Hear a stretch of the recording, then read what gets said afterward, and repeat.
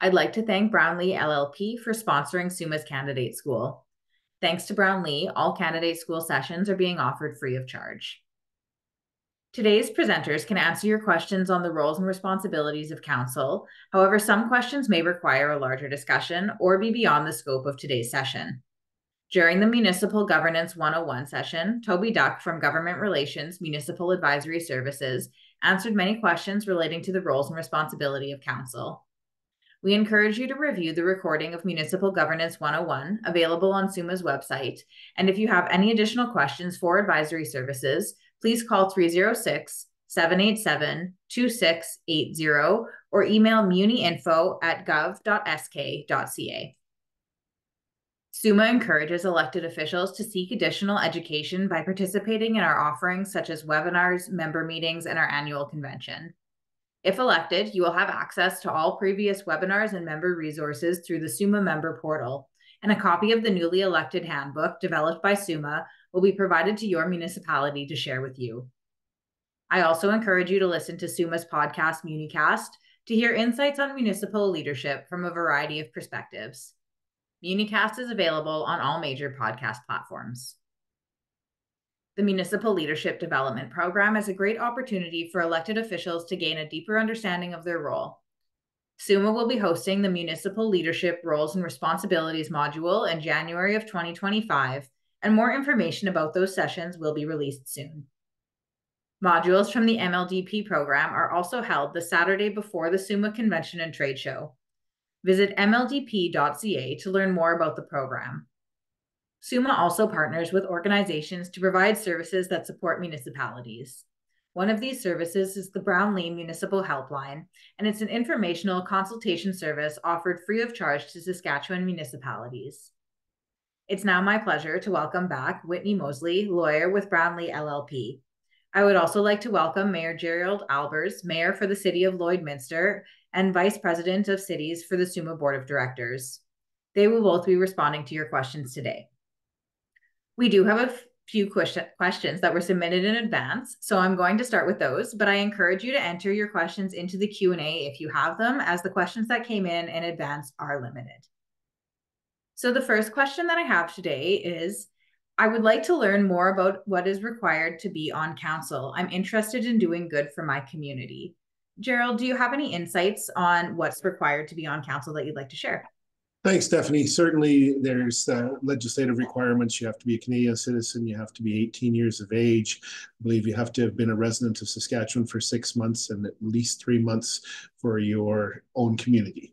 That's the basics. You want to bring a plan to listen to people, hear from them, and bring forward the general feeling of the community if you were elected to council. That's really the responsibility that we have, is to try and get a general sense of the community, where they'd like to go. And you'll hear from people that support motions that are being made, and you'll hear from people that have concerns about those motions or bylaws in particular.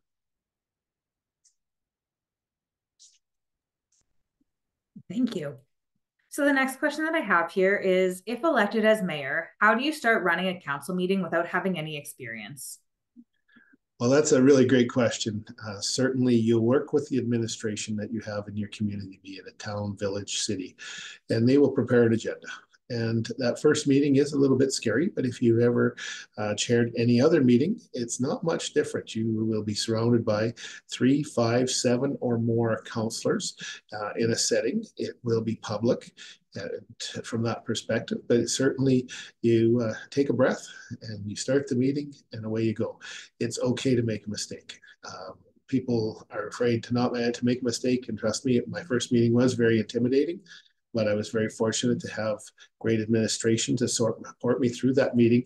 And from that perspective, I think it's once that first one, you get there and you'll start to build confidence as an individual. Your council have confidence in the individual elected mayor, and that's the job you have, and that is to chair the meeting.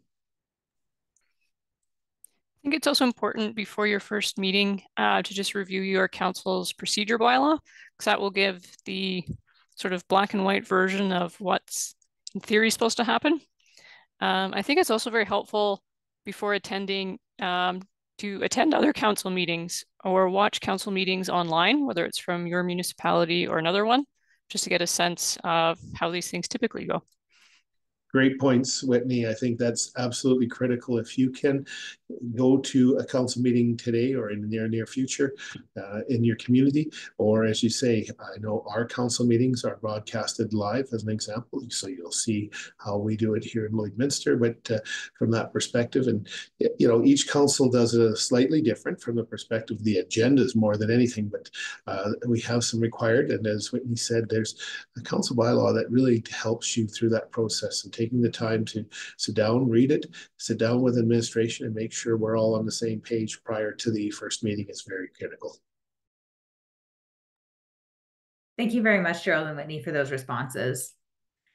So this is the last question that we have had submitted here. So if you do have any questions for Gerald or Whitney, I encourage you to enter them into the Q&A now. The question that I have here is, where should a person be able to find meeting minutes? Whitney, if you want to take this first, then I'll fill in my pieces from my community. Yeah, it's really dependent on your municipality. Many municipalities post them online. If they're not online, you can always just go attend your municipality and request a copy. They're available for the public.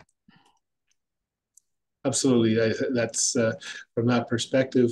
In the case of our community, we actually have the council meeting recorded, so you can go back and watch the council meeting live. The minutes are also posted. I think it's important to remember that what's printed on paper, and I'll use the example of what happens at a council meeting, people will say, that's pretty boring. Where's the discussion? That's one of the pieces of attending a council meeting in person. You hear exactly what was discussed when the minutes are provided. If it's not recorded live, then it is a little challenging because someone made a motion, someone seconded the motion was debated, the motion carried, but you missed the piece in between. And that's one of the pieces of why, if you can attend a council meeting in person to get the full details, if the council hasn't got the ability to broadcast or record those minutes and meetings, so you can go back and hear the discussion, because that's really what's critical. Minutes could be 2 or 3 pages of notes, and like I say, very, very dry and boring, as one person put it to me. But I invited them to council, and they said, that's a whole different experience. And I said, it absolutely is. So that's one of the other pieces to it. Absolutely. Thank you for that. So we did have a question come in through the Q&A here, and it says, I was surprised by the statement about council members discussing matters in someone's garage or texting or emailing about it, and how that should not be happening. How is that monitored or enforced? And would a public town hall be an appropriate venue instead?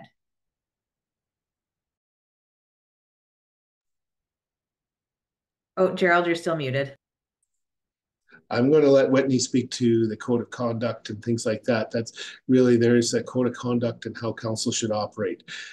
It shouldn't be dealt with in a garage or and texting and emailing. There's some things that I would question from that perspective.